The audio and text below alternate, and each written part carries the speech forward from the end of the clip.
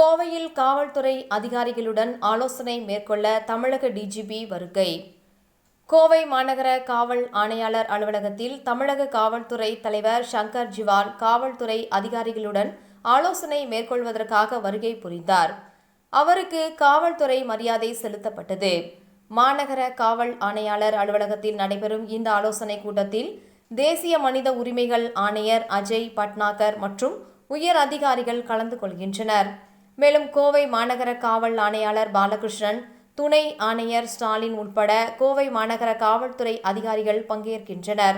சில தினங்களுக்கு முன்பு கோவை மாவட்ட காவல் கண்காணிப்பாளர் அலுவலகத்தில் சங்கர் ஜிவால் ஆலோசனை மேற்கொண்டதும் குறிப்பிடத்தக்கது.